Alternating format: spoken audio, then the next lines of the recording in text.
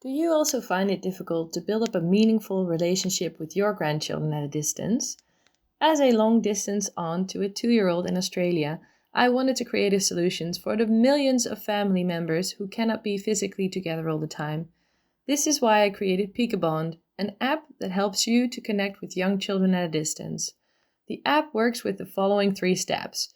First, we give playful activities suggestions that are based on your child's development stage. These suggestions are science-based and gamified. Secondly, you can create a private family circle. And finally, we'll let you send videos back and forth so you don't have to be live at the same time, and save them in one spot for your grandchild to watch. We've got over 120 content suggestions. You can build a love bank for your grandchildren. And if you go to the Cool Grandpa website and look for the affiliate links, sign up for a newsletter with a lot of inspiring content, or you can try the app for free. Welcome in. I'm excited for you to join us this week. Now, I want to give you a quick update. The back surgery apparently has gone pretty well, and I say apparently because we do have a few hiccups that I'm going to have to take care of, but the overall feeling from the doctor and myself is this spring's going to be great. I'm going to get back out, start hiking again, going to be able to get back onto the water for some rafting and whitewater kayaking. I should be able to go chase grandkids around. Now, the other thing I want to do is to remind you to please like and subscribe to the podcast if you haven't done so already. That way you don't miss an episode of some of the great content that I've got lined up. A few of those things are people talking to us about writing our stories. And that could be humorous, that could be like a biography, that could be, however you want to express yourself creatively through written word. I've got people coming on for that. And then I've got some people coming on to talk to us about bullying.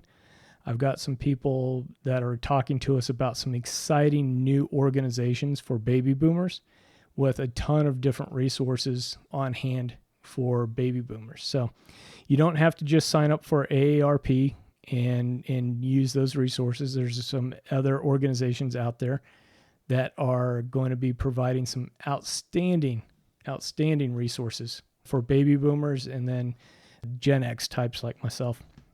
Now, since this is the 100th anniversary show, the 100th show anyway, I've decided to turn the tables a little bit and had my good friend Russell Wynn interview me. So as we get started out, it'll be Russell kind of introducing myself onto the show, and then he'll be asking me questions as far as how the podcast started, where's it going, and what my hopes are for the future for this thing. So this will be kind of an interesting exercise, and I hope you enjoy it. I hope if you're a new listener that it gives you some background that maybe you haven't heard before regarding the podcast and why I've started this. Without further ado, let's jump into this conversation, and I'm going to turn it over to Russell.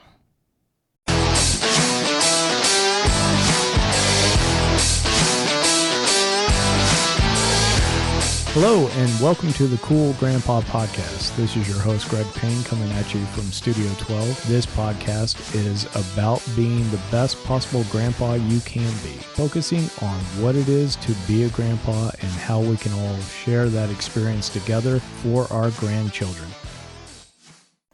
Well, Greg, thanks for having me on your podcast today. It's really an honor to get to talk to you and interview you.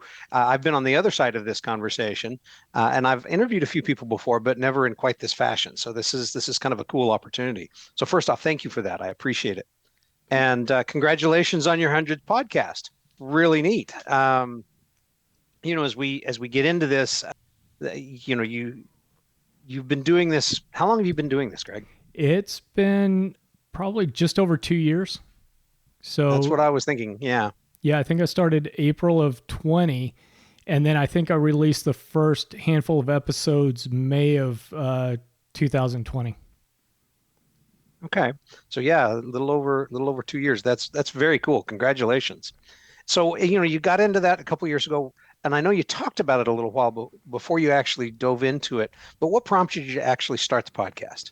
I think for me, it's been a case of when I became a grandfather in 2018 that I started thinking about examples around media and then also examples in my life, right? So there's a couple of things. So in popular media, commercials, movies, TV shows, whatever, typically the grandfathers I feel get portrayed as villains or goofballs. And in the right context, perfectly fine. I can laugh with it. Christmas Vacation, when everybody comes in, nobody can hear each other, everybody's grabbing some cocktails, falling asleep on the couch. I get it. I laugh with that. But I also had a lot of mentors, including my own grandfather, where I was realizing like there's more to this role than just kind of a punchline or a throwaway role within the family. And I wanted to explore that a little bit more. And I didn't see a lot of materials out there for grandfathers. Tons of books about grandmothers, books about grandparenting. Not a lot of material about grandfathers and grandfathers' contributions to the family unit and to the community at large. So that was why I was diving in. It was like, man, the best way I can go ask a bunch of people is if I have a podcast. Then it gives me some legitimacy. As long as nobody checks behind the curtain, I've got some legitimacy as far as saying I'm a podcaster. That's awesome. So it didn't have anything to do with how I felt about it. It's like, wait, I'm a grandpa, and what am I supposed to do now? No, that's very cool. So as you've done, almost 100 interviews now. You've talked to all of these guys, either grandparents or you've talked to adults about their grandparents. What has been what do you think is your biggest takeaway? What's the biggest thing you've learned? Or most important? Yeah, I think one of the biggest things is that there's no one way to do this role. Everybody's situation is different. Everybody's personalities get to be different. And so there's not one best way to do this, because there's certainly grandfathers and grandparents that are involved in raising their grandchildren. I'm not in that situation. And then there's other people that are also long distance grandparents, and then people that live down the street from their kids. And so there's not one way to do this thing, but the common thread is being intentional about that relationship. If you want to be involved, if you want that relationship, figure out a way to work with the adult children and be there for the grandchildren, however you can and however you make that work. Okay. That's cool. All right. So that's been the most important thing you learned. Now I'm going to flip that a little bit. What surprised you the most that you learned from this? What surprised me the most is when I'm interviewing adult grandchildren or just other adults, and I'm asking them tell me about your grandfather. Tell me about a moment that really impacted you. A lot of the people I'm talking to could be 40 years old and older. And a lot of times they're telling me things that impacted them when they were 10 or 12 years old. And, sometimes older, sometimes younger. But they're situations that if you went and asked the grandfather would probably be, I don't even remember that. Or, that was a not an important situation or experience for the grandfather, but it meant the world to the grandchild. So it could be, something as simple as a grandfather playing checkers with a granddaughter when things get really tense at home, and that grandfather just pulls the granddaughter out of a situation. They go off and they go play checkers. Or, a grandfather treating one of the granddaughters just like one of the grandsons and expecting her to throw bales of hay onto the wagon, when they're harvesting hay, and didn't treat her any different. So it kind of built her up. And so I think that also strikes home to me that we never know as grandparents when that moment is going to be an aha moment or a memorable moment for the grandchildren. So not that we have to be perfect all the time, but it's also remember that the little things that we do might be the things that grandchild remembers 50 years down the road. Yeah.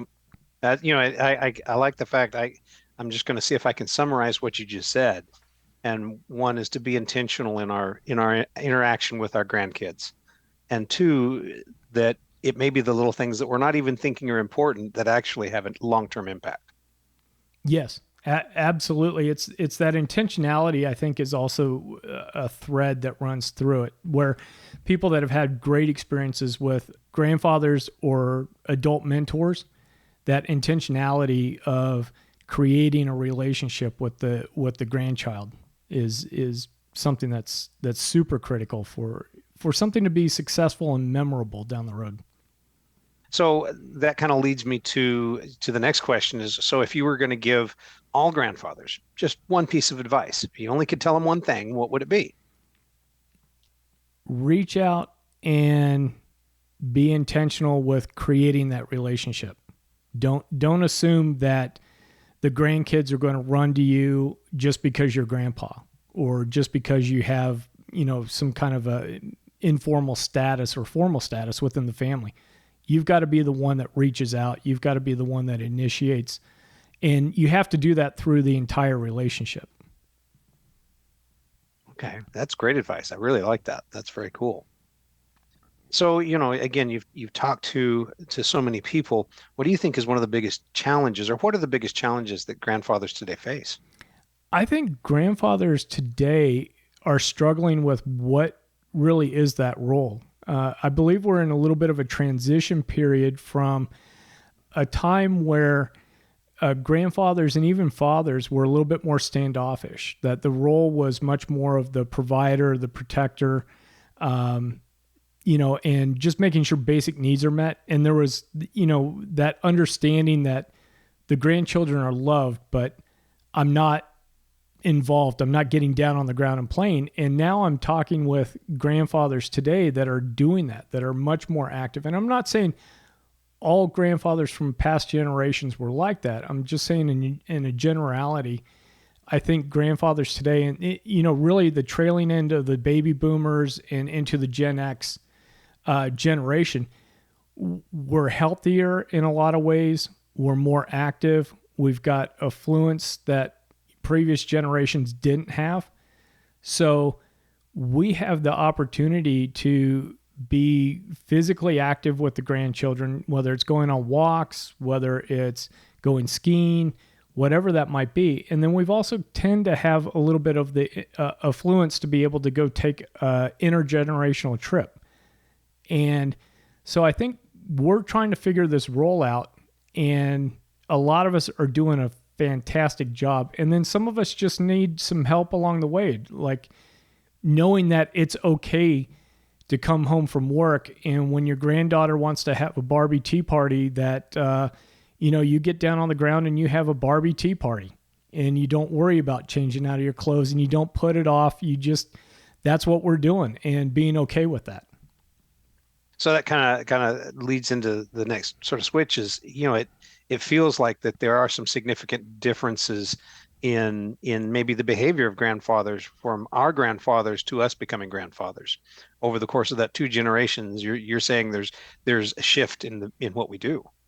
I do believe that. I think, and some of that too is, I think we've got to acknowledge that, my grandfather was coming out of the Depression, coming out of World War II, and there were an awful lot of grandfathers that had a lot of what we call PTSD now, or shell shock, whatever you want to call it. Those men that fought in the Pacific, that fought in Europe, and there weren't the tools to help people through some of this stuff. So there was a little bit of distancing. There was probably a lot there that they had to process through that maybe we don't have to do quite as much, because we haven't had that generational challenge, such as the Great Depression, such as the going into World War II.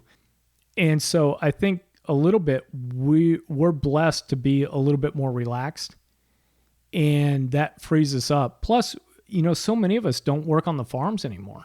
I mean, your family, your background was farming. My grandfather came off of a farm. By the time you're 50, you're worn out. You got joints that aren't working so good. Still working hard. Yeah. Yeah. Worn out, but still working. So we've got knee replacements, we got hip replacements. I'm going in for back surgery pretty soon. And so we're getting stuff fixed. And then that allows us to be more mobile and more engaged when we're with the grandchildren. We can go do a walk around the block. I don't think my grandfather could have done that in his later years when I was older, just because of, joints and everything else that wore out. Interesting. Okay. So are you seeing any other themes that you've discovered in your conversations with adult grandchildren? Yeah, one of the biggest things that I think really comes through is don't discount the quiet moments with grandfathers. And I think that comes through with granddaughters, and it comes through with grandsons as well, is that there are times where a quiet car ride can be very impactful. 5, 10, sentences passed between people over a 45-minute period, or the quiet time sitting beside a stream fishing, or just, quiet time in being in the presence of a grandfather can be really meaningful. And it goes back a little bit too about what I'm surprised that I'm learning when I'm talking to adult grandchildren, because some of that comes through where it's sitting around a kitchen table at after the meal's done, and there's some quiet time, and there's just some question and answer period going on, and some communication between a grandfather and grandchildren that, don't discount those quiet times. Even use those to, I think, start those conversations and be engaged. You may not think that especially when the grandchildren get into teenage years, from what I've been hearing, my oldest is 4, so I haven't hit that phase yet. But those teenagers need grandparents asking questions, because they're more likely to respond to grandparents because they don't know what the grandparent reaction is going to be so much. They know what parents are going to do. Yeah, I think that's right. I think they know where their parents are. There tends to be a different relationship between the grandparent and the parent, as opposed to the parent. And as you've been talking there, it really does bring to mind the fact that relationship, if we will kindle it, can be a definite avenue for communicating with those older kids that sometimes they just can't do with their parents. Yeah. When the tensions get high in the house, sometimes those grandparents are that bridge between the kids and the parents. Great example that I had, and it's a little off topic from the question, but an example was that there was a grandchild that was really struggling with how strict the parents were being, as far as curfew, as far as things that we would consider like liberties, when they could take the car, when they had to be home, what they could do, some of those activities. And the grandchild was telling the grandfather, look, I'm an AB student, I'm doing these things, essentially making the case of like, I've got no indicators that I'm a bad kid, but yet I'm feeling like I'm being restricted as if I was a bad kid and I was taking the car out and I was being irresponsible. And so the grandfather helped make the case about, hey, there's some frustration going on that you guys may not know about as the parents. Here's what I've been told. And it wasn't necessarily breaking a confidence, because there was none of that in there, but it was being able to plead the case like, hey, this person's a AB student. They're responsible. They're not the person we have to worry about. So, they become an advocate at that point. Yeah, exactly. And I think that really helps the family dynamic. And it's just another case of why grandparents and grandfathers in particular are important in the family dynamic. I think you're absolutely right. And it's one of those things, the more they say it takes a village to raise a child, it takes a state to raise a teenager sometimes. But, every avenue of open communication you can maintain as they get older is helpful, whether it be a grandparent, an aunt, an uncle, a church leader, a scout leader, whatever it might be. Yeah, I completely agree with that. And I think grandparents are such a great avenue if we can keep those channels open because we're already close to both halves of the situation. Absolutely. And I think, too, is one thing that I would even say adult children need to remember is you're busy in the day to day. You're trying to figure out how you're going to buy groceries, pay the mortgage, make sure is the kid, developing correctly, or are they, advancing? Do we have to get a math tutor? You're in the tactical, raising of that child, and grandparents and grandfathers have an opportunity to be that strategic thinking because we can separate ourselves a little bit from that day to day Yeah. and then be able to support the adult children and then also give some guidance to the grandchildren like, hey, you know what, your parents got after you because you're being a little bit of a knucklehead, and here's why you're being a knucklehead. Yeah. One of the things I love about being a grandfather is, the 2-year-old who I don't care what she eats. It's my job to spoil her. And hey, but at the same time, I do appreciate and follow what the parents are trying to do. But it is that different level we can communicate with, and and it's such an important part of a full family dynamic. That's just been one of those the themes going throughout is just how important grandfathers really are. And like I said at the beginning, the misconception is that grandfathers are there to write a check for a birthday card and to maybe say grace at Thanksgiving, and then there's not much else. And then but you go under the surface a little bit, and there's a whole lot that we're doing, and so many grandfathers are doing well. Yeah, yeah. There's definitely a big role and big shoes to fill. So that's very cool. I'm going to shift gears on you a little bit. Sure. So, you've got a good number of listeners now, and it's fun to hear, some of the things that they're communicating. But as you look at what you're doing with the podcast, what do you hope listeners and followers of your podcast actually get out of the podcast? What's the takeaway you're looking for? I think really I want people to know that they need to be engaged. If you're a grandfather and you're wanting to see a successful legacy in terms of functional family that's behind you, you need to be engaged and be supporting your adult children and your daughter-in-laws, son-in-laws, as well as the grandchildren. And if you're a parent and you're happening to listen to this, you need to also help and encourage that relationship with the grandparents, because that's one of the things that I talked about is there's not a real good manual. I mean, there's a few great books out there for sure about grandfathers, but if we're not likely to go read a big instruction manual, we're not maybe 100 pages with some funny stories, grandpas might read that, but there's not a big book that tells you how to do this job. And so I think if you have a grandfather in your life that's not maybe super active, find ways to encourage that relationship and give them the green light, because sometimes we don't know. It's where does that family want us to step in?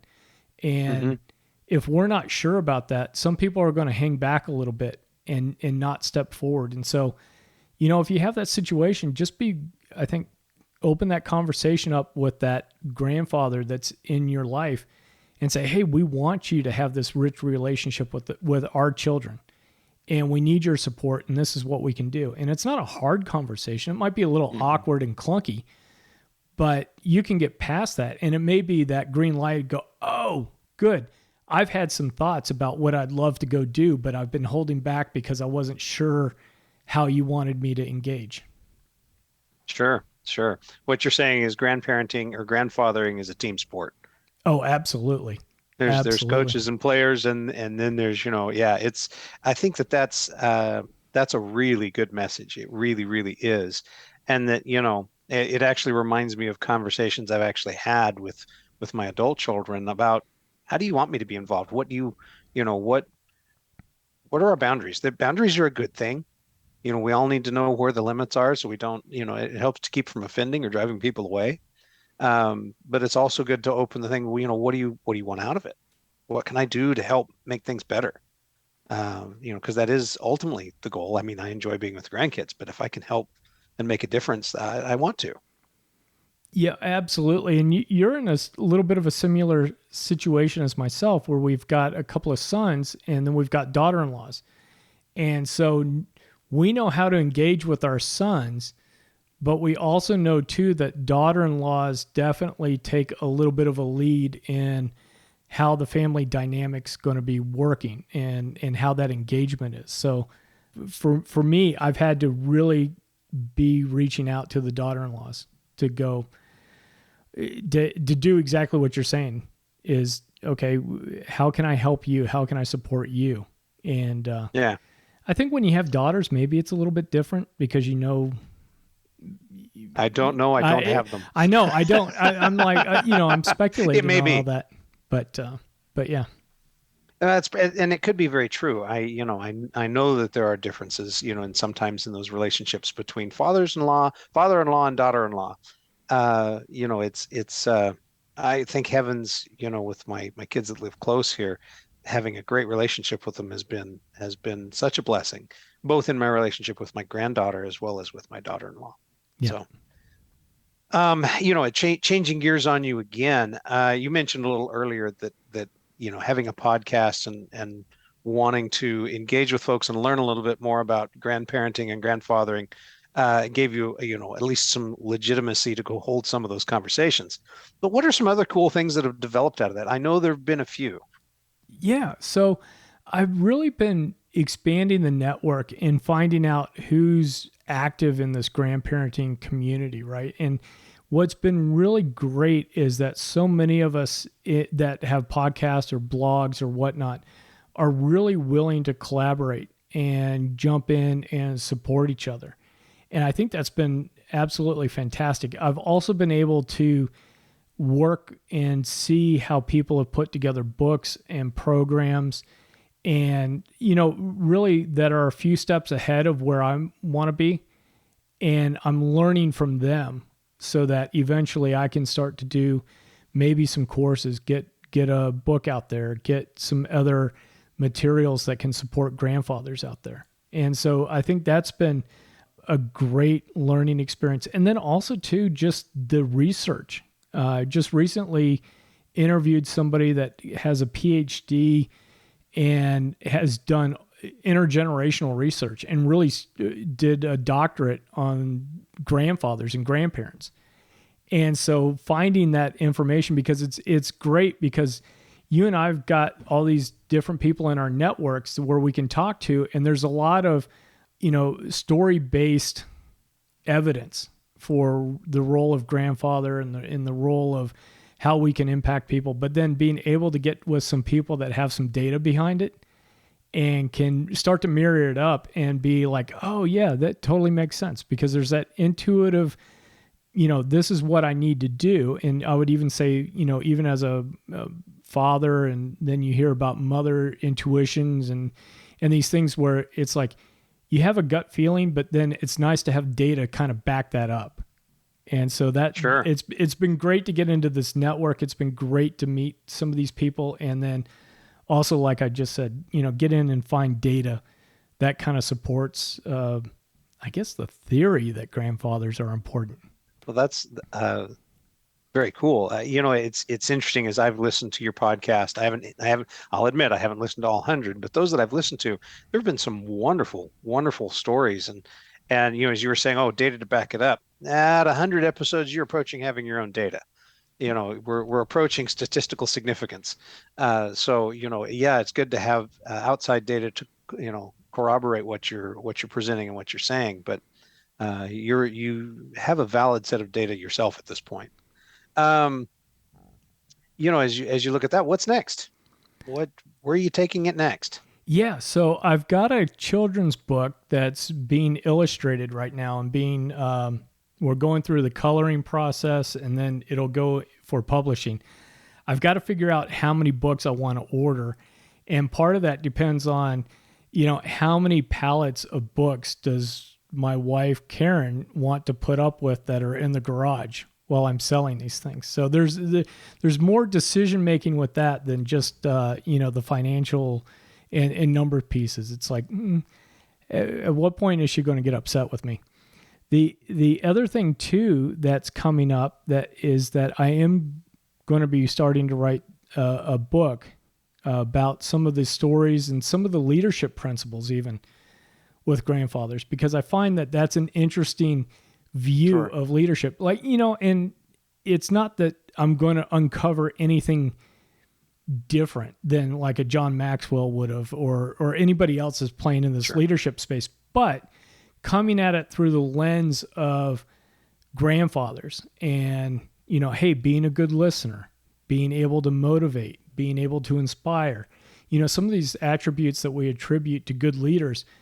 When you have some great stories from grandfathers to back that up, I think it's kind of an interesting approach, and maybe it hits home with somebody. So got that. And then also, go ahead. I was going to say, I think that's a very interesting concept, and maybe this is out of place in this part of the interview, but the idea of a grandparent example in leadership is very interesting, because I think there's a lot that could be said for, those who have experience in leadership positions and how they use and foster that, and how they, I think there's an opportunity for another type of book there. That's what I'm saying. Yeah. Well, and like I said, it's one of those, I always kind of want to look at something maybe a little bit differently than some other people. But yeah, there's some great examples of that. One of the people that I interviewed was a former retired 3-star general in the Air Force. So when you're talking about people that have had leadership positions and then grandfathers, and then how that, some of how the lessons they learned outside of being a grandparent and how they incorporate that into grandparenting has been fascinating stories. So yeah, the children's book that's coming out, My Grandpa's Grandpa, and then following up with, hopefully some more collaboration activities, and then possibly even a course down the line. Once I kind of figure out how to do these online courses, we may see something. Gotcha. So is this how to be a grandpa? It's how to be a grandpa, but hopefully more about how to give grandpas permission to be engaged and be active, and then some lessons learned from some other grandfathers. So the biggest thing is like making sure if you're not fully engaged and you want to be, making sure that those men have the tools and, for lack of a better word, the permission to move forward and be engaged, and understand why an engaged grandpa is good for the family. Absolutely. Why it's good for us too. Yep. Yeah. I always talk to people about, hey, I need you to be the best you can be so that you inspire me to be better than I am now. Okay. That's a good quote. So, you've been on this journey for the last 2 years. Nobody makes journeys like that alone. Anybody you want to thank? No, absolutely. I mean, first and foremost, my wife, Karen. I mean, she's been tolerating me running up to the home office in the evenings to do recordings and editing the podcasts, and, the little bit of financial that it takes to put this show out there. Without her and her support, I just couldn't do it. Also too, a couple of people that have their own podcast, but have inspired me and helped me out quite a bit. Steve Owens from Fascination Street has been super supportive, as well as Eric Johnson from Podcast Talent Coach. I actually used him as a coach as I got started in with the podcast. So both of those guys have inspired and helped me out quite a bit. And then also all the guests that have been on the show. I mean, without some of those first guests that I had for episodes 1, 2, 3, 4, 5, 6, I could never have gotten momentum to get going, and never have built up the confidence to start reaching out to people that are experts, that have doctorates in, men's mental health or addiction, or, so many different fields that I've reached out to experts on. So all those guests, 1 through 100, they all have helped out quite a bit. And I appreciate everybody that says yes for coming on to the show. Very cool. Like I said, it's not something you can do alone because it involves a village again. So that's awesome. Yeah. Big congratulations. Any final thoughts for us as you round out this 100th episode? Yeah, just it's amazing how much I've learned from other people about how to be an engaged grandfather. I mean, everybody that I talk to just leaves me super inspired. And every time I stop a recording, my wife Karen will tell you it's going to be hours before I can go to sleep because I just get so excited about it.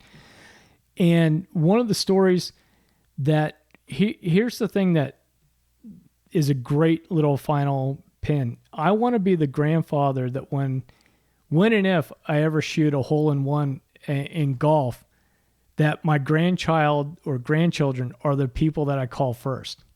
I'll let the kids know later, but I had a guest on and she was telling me about, she was at college away at school. Her grandfather was retired, was out playing golf with all the buddies, hit a hole in one on the course, was back at the clubhouse, probably had a few cocktails, but he called her first amongst the other family members to talk about the hole in one and to give with his granddaughter. That's with his awesome. Granddaughter. And that just struck me as like, I want that kind of relationship with the grandkids that when, maybe I go paddle something super hard and I've never done it before and I finally do it. I get over the fears. I get, I have a successful run, or I do something big that, I'm calling up the grandkids at school or in their apartments or wherever it is. And I'm super excited to share the news and they're super excited to have me share the news. Yeah, that's very cool. That is a special and unique relationship to be able to do that. That's a great goal. So Greg, it has been such a pleasure to watch you and listen to you over the last 2 years, as a family friend, to watch your growth and your change as you have gone through this experience for the last 2 years, to watch your excitement grow and watch you embrace becoming a grandfather and taking on, the challenges of that stage in our family evolution. I think it's been amazing. And, so not only do I congratulate you for hitting 100 episodes in a podcast, I really want to congratulate you for your growth as a grandfather and your growth as even a father to adult kids. I've watched a change that I think is kind of magical, and I think it's really cool. Oh, thank you, Russell. I really appreciate that. And I really want to thank you for agreeing to do this episode with me. When I was coming up with 100 episodes, sometimes people do greatest hits and do clips, and sometimes people do some different things. And I thought it would be awesome to have a good buddy of mine sit down and, interview me. Let me do a little bit of an update on where things started and where things are going. And this has been a fantastic conversation. I really appreciate it. Oh, you're very welcome. It's been such a pleasure and such an honor to do it. So thanks for having me on. And it really has been a pleasure to take the other side of the table and interview you. So thanks for the opportunity. Thanks. Thanks again for listening to this episode. I really appreciate it. Without you, this episode and this podcast just doesn't have the same meaning or the same, punch to it that it would. So you are definitely one of the people that I want to reach out and personally thank for listening to this podcast. It means a lot that you are listening, and it means a lot that you are sharing this with friends and with other family members, people that can get a little bit of a boost in regards to knowing how valuable their relationship is with their grandchildren. I'm excited about the new topics and the new interviews that are coming up. So remember, if you have not liked and subscribed to the show on your favorite podcast app, please go ahead and do so that you don't miss out on any of these exciting conversations that I have coming up. And until next time, remember to stay cool.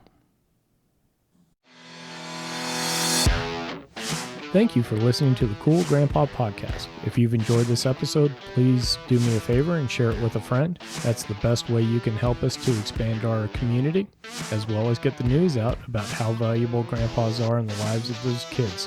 If you'd like to leave me a comment or shoot me a potential topic for this podcast, please go to www.cool-grandpa.us. Look for the comments tab, fill it out, hit submit. It's as easy as that.